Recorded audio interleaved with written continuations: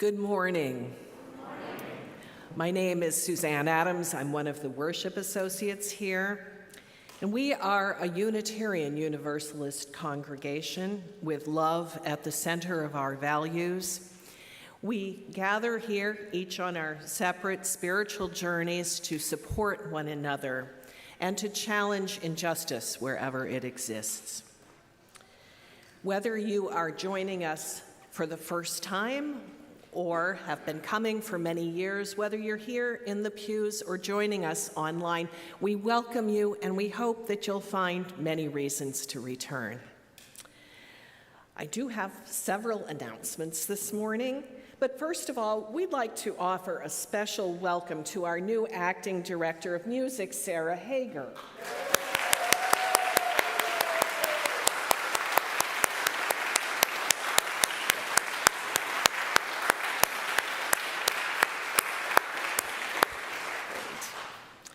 Sarah is known to many of you from her work here a few years ago during Minister of Music Rip Jackson's sabbatical. We are excited to have her join us now as the full-time Acting Director of Music this year. Please join me in welcoming Sarah again. Okay. Junior and senior high youth are invited to stay this morning, while the children will head out with Annalie and Cece during our opening hymn. Our senior minister, Reverend Ann Mason, is away for a few weeks taking care of her niece and new baby. She sends her love and asks for your kind and gentle wishes for sleep and good health all around. Right after the service today, here in the sanctuary, there will be an informational meeting about the trip to England next June. All are invited to go on this trip, whether you are a singer or not. The meeting will begin 10 minutes after the postlude, right here, so you can grab a quick cup of coffee or a bite to eat. The Preserving Our Democracy team will be hosting periodic Get Out the Vote postcard and letter writing actions starting next Sunday, October 12th. This activity is more important now than ever. All are encouraged to participate. Stay tuned. Coming up on October 19th, our semi-annual meeting will be followed by an engaging leadership workshop. Every member of our church community is a leader. We come from different backgrounds and experiences, and we share our gifts with each other. We become leaders in creating impactful programs, events, and services. Our style differences may make some conversations uncomfortable, but by exploring together some frameworks for expressing our perspectives and listening to others, we all can find ways to lead within our congregation, our family life, and our professional lives. Join us for lunch after the semi-annual meeting and for the 90-minute workshop led by Reverend Evan Carville-Zemer, the developmental lead for the New England region, and our service leader for Sunday worship that morning. That's 2 weeks from today, I believe. Check your weekly update for the sign-up. Now, please take this opportunity to put your phones in worship mode. And now we're going to, oops, that went out, didn't it? Thank you.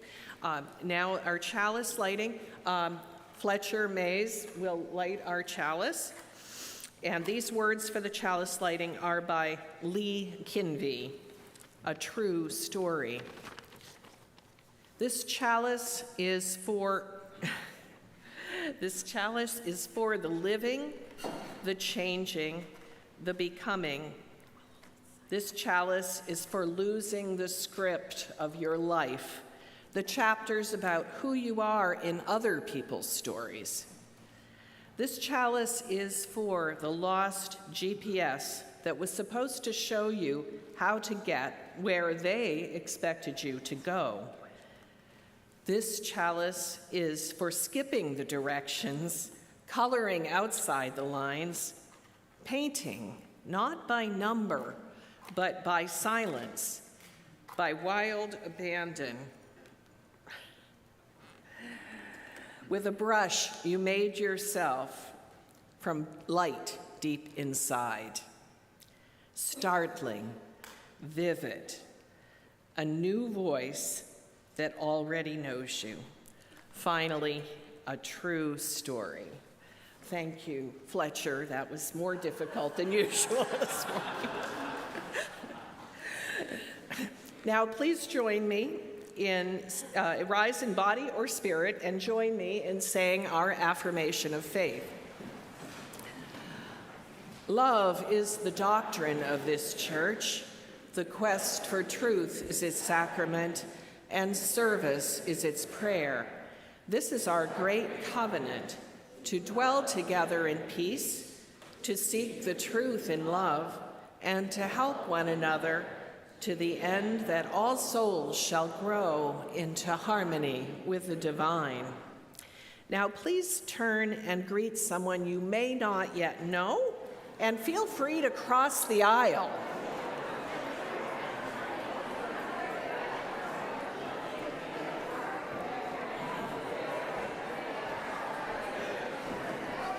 Sorry. Yes, I will have to bring this and then get back. Okay. Maybe. I don't want to step on your toe. Seriously. All here.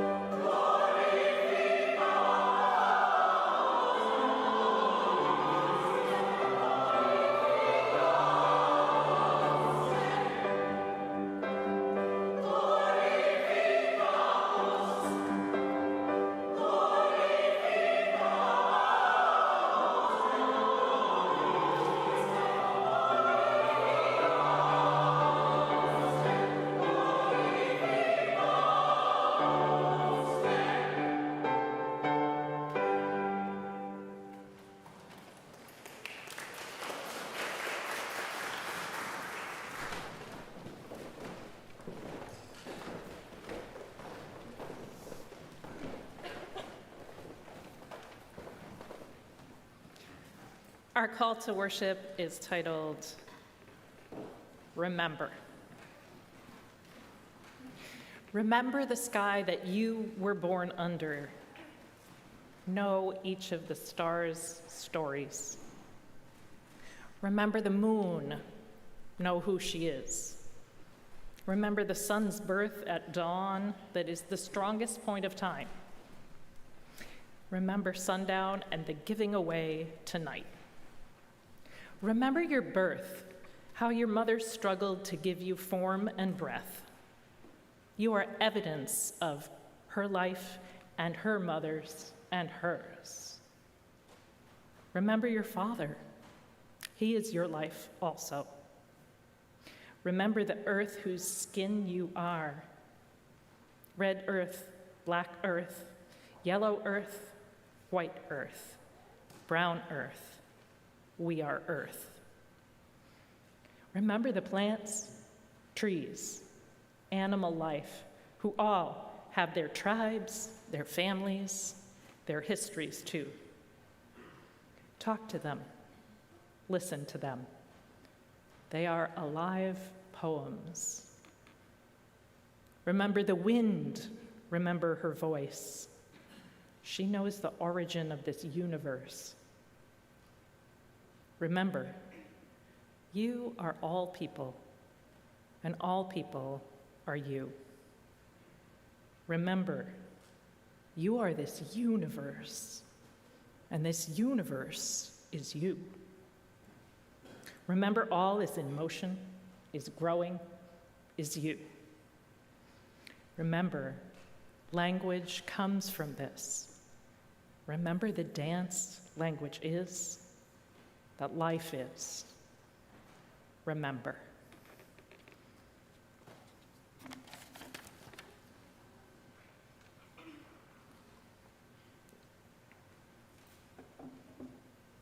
So, today's service is a gift to you from the youth in appreciation for your support. Thank you to this congregation for the practical support of finances and chaperoning, and for your vision in sending the youth to the Navajo Nation. You sent them not on a vacation, not on a research trip, but on a service trip, because you want to support them to have a change of soul and to grow the muscles of justice-making, anti-racist skills. Sorry.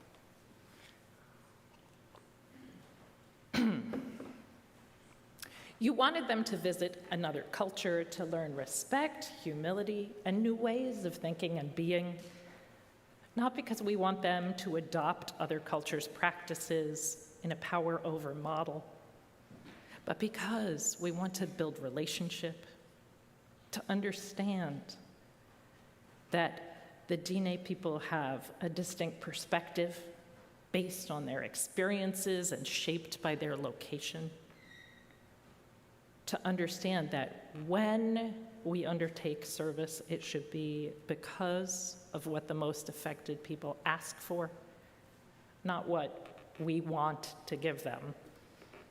And to learn about the persistent difficulties their hosts faced, from historic wrongs to the Diné people, to current uranium mining in sacred lands. To learn the lessons of a different perspective and priorities, how interwoven religion is to daily life. And to learn that rolling up their sleeves and pitching in to help with the clothing drive, while appreciated, was not the most important thing our youth did there. Witnessing to the Diné people's lives and history was the thing they were asked for most to do and carry forward. Some of the youth's witness might be hard for you to hear, some may be inspiring, and every feeling in between. All your feelings are welcome. So, please take a moment to stretch and settle into your body, so you are prepared to hear their witness and really take it in. I invite you to stretch.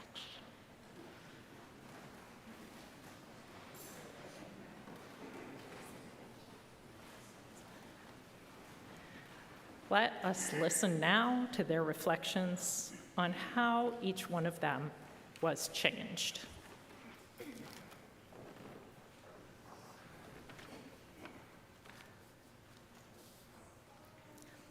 The trip to the Navajo Nation was one of the most impactful experiences of my life.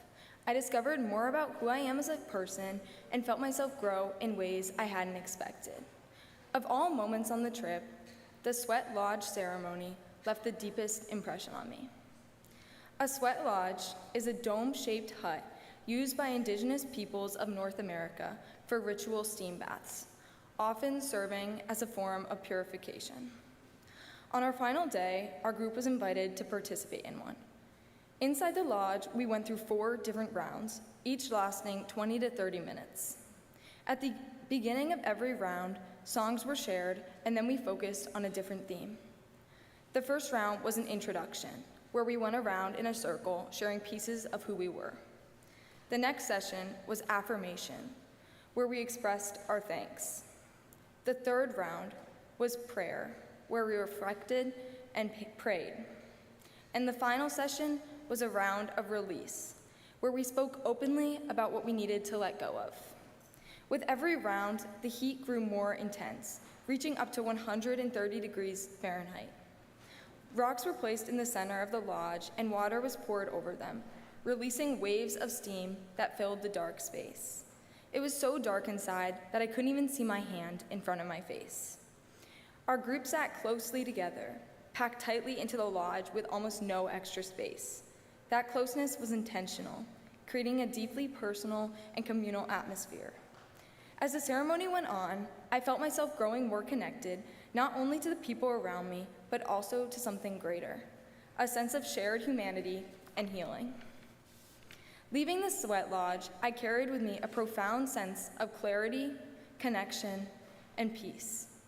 I realized that techniques like these, gathering intentionally, creating space for reflection, and focusing on gratitude, can be carried into everyday life, even outside of such a sacred setting.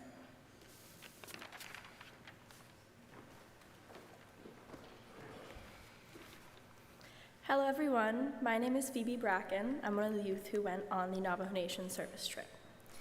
My UU community showed me that difference is not something to just tolerate, it's something that fuels growth. The experiences I had in my youth programs opened my eyes in a variety of different ways.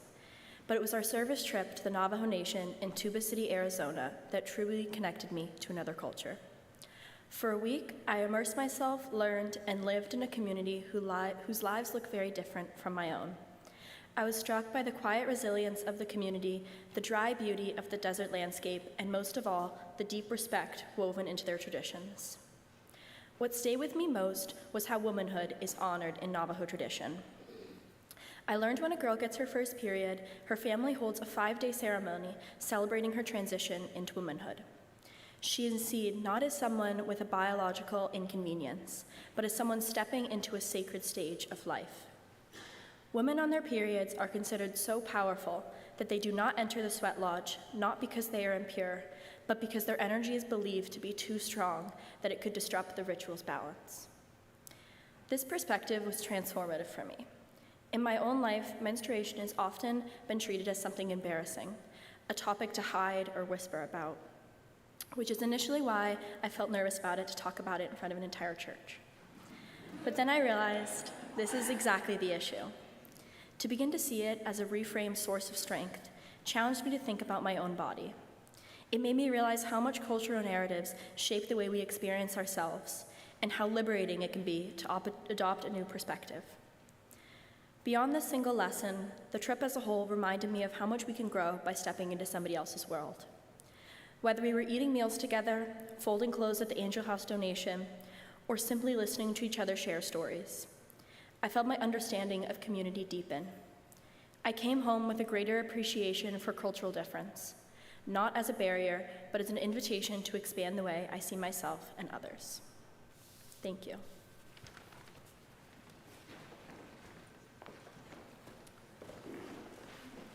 Now, as we sing our opening hymn, I invite the children to leave with Annalie and Cece for Sunday school class. And we will sing the Fire of Commitment, which is number 1028 in your teal hymnal. Thank you.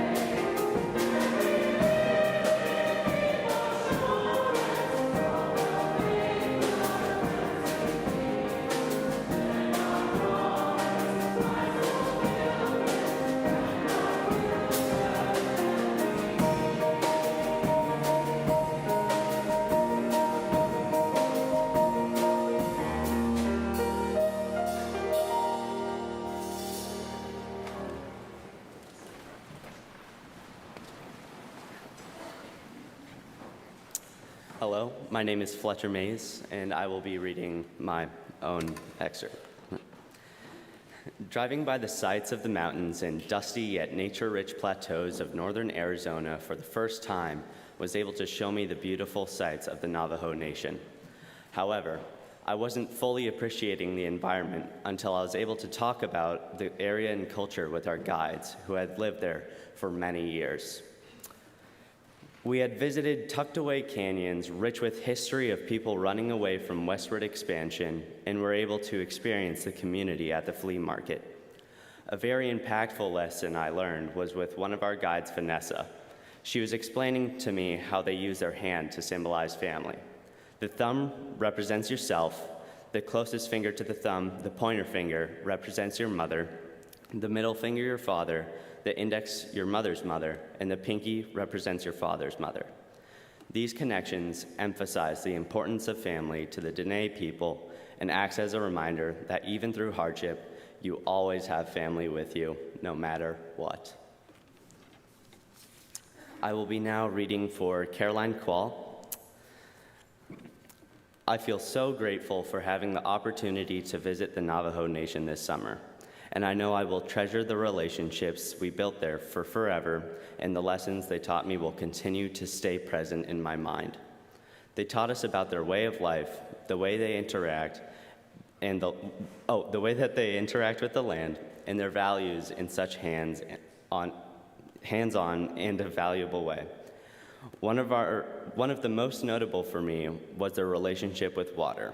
In Tuba City, you never dump out water. Every last bit is conserved, either to drink or they repurpose it to feed animals, to cook, to water the plants. Water is truly sacred and often rare. We got the opportunity to see them pray for the rain, and we also saw the joy on their faces when rain was forecasted for the days after we left. To them, water is more than just something that nourishes them and helps their crops to grow. Water is life. And that's literally one of their slogans. Water is life. Learning all this from them really made me think about my own water usage, the way I value it or take it for granted, and has made me extra mindful in the past couple of months how I treat it. It's only a small part of me of all the amazing things that the Navajo people taught us, but it's something that has stuck with me on a daily basis. The time I spent there has left an imprint on me, and I know the lessons about water, respect, and our earth will continue to shape the way I live moving forward.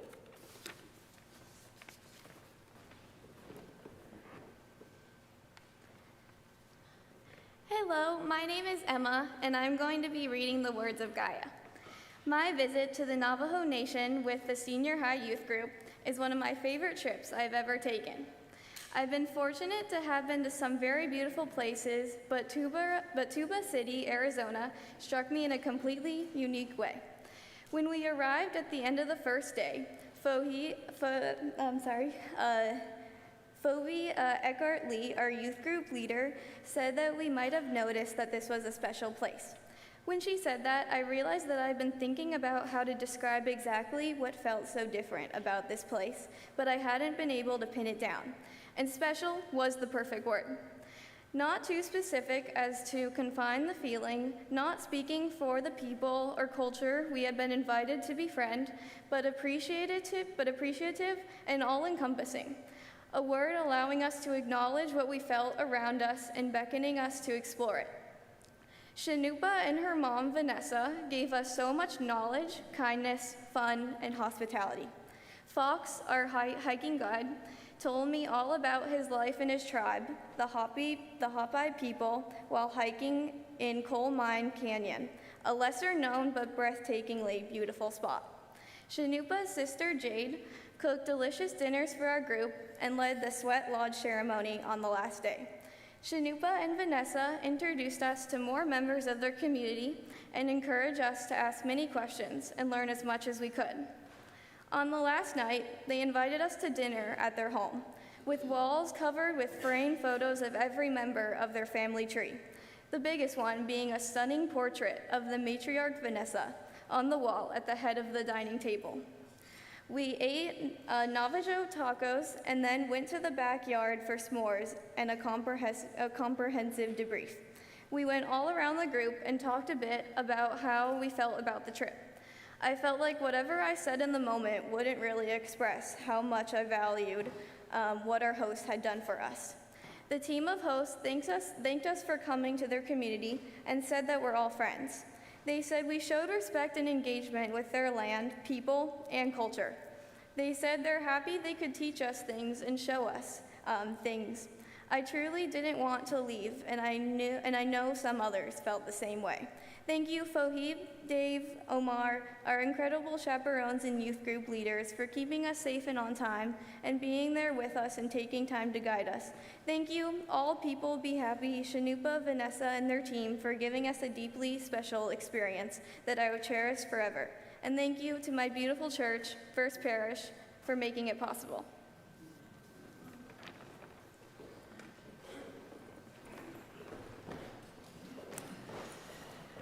These words for the offering are from Victoria Weinstein. The purpose of the church is to encourage all who gather here to grow more generous in spirit and in action. This is the great end of all of the world's faith traditions, to bring the human being closer to the divine by acts of creation and compassion. We now take an offering that allows us to exercise that all-important generosity of spirit, an offering that will support this self-supporting church and its many ministries. The gifts of the congregation will be most gratefully received. Our ushers will come around to receive our offering, or you may use the QR code in your order of service or online to contribute electronically.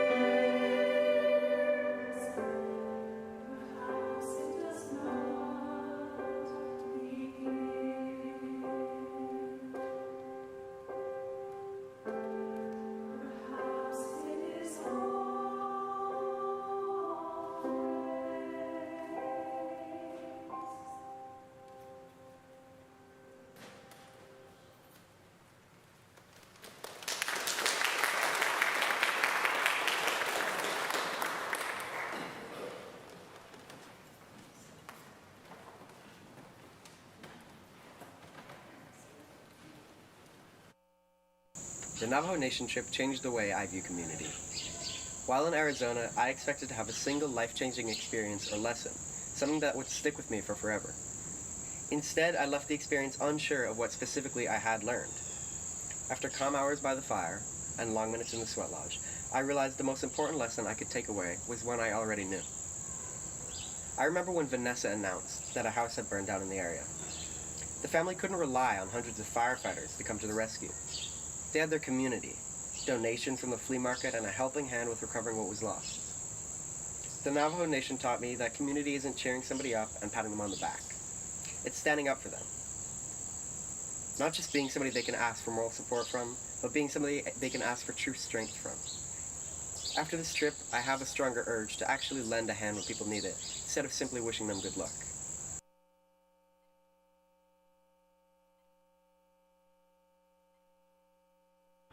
I'm Lydia Herrick, and this past summer, I went to Navajo Nation in Tuba City, Arizona with senior high youth group.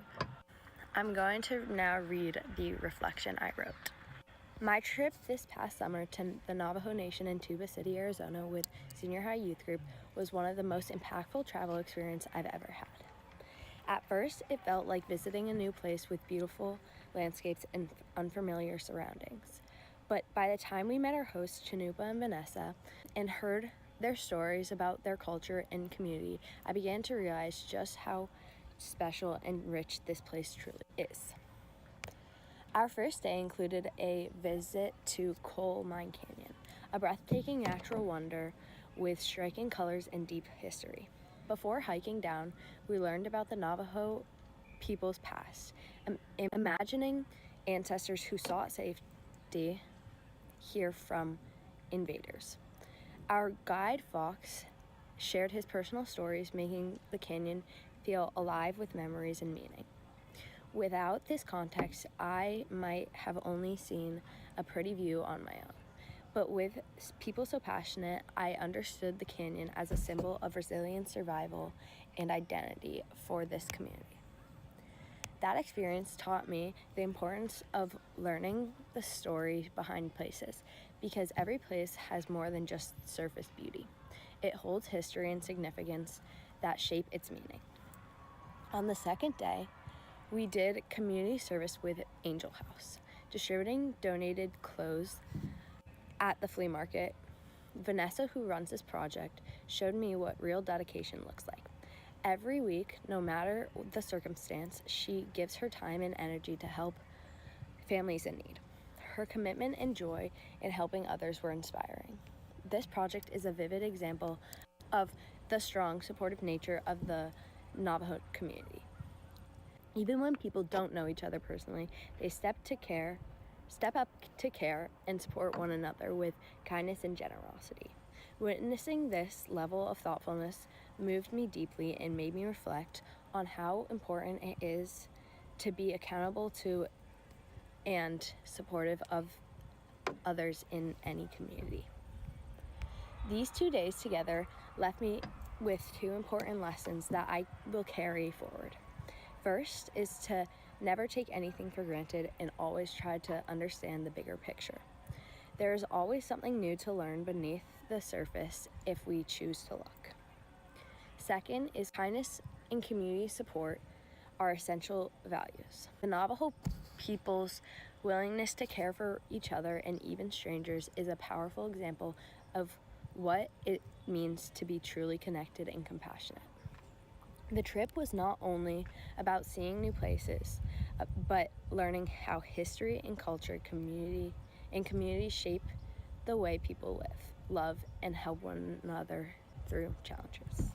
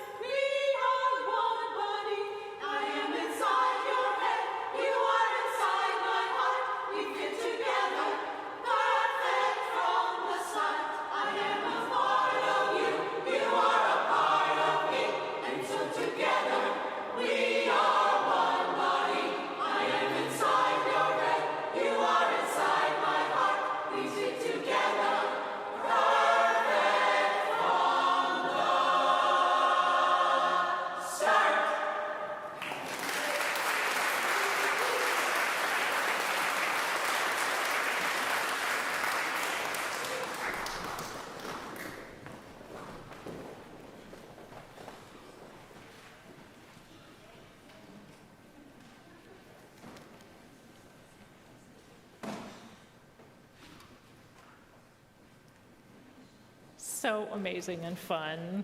Thank you. May the words and reflections we have witnessed become a heartfelt part of us, and may we allow them to change us. May we do things in a different way because of this witness. May we remember that any privileges we have of freedom and money and water and time are not shared by everyone in this world. May we know that our own struggles and pain are held tenderly in this community, that we are witnessed ourselves. May we know that every human is held in beloved community when we make it so. Amen. Please rise in body or spirit for hymn 1017, Building a New Way.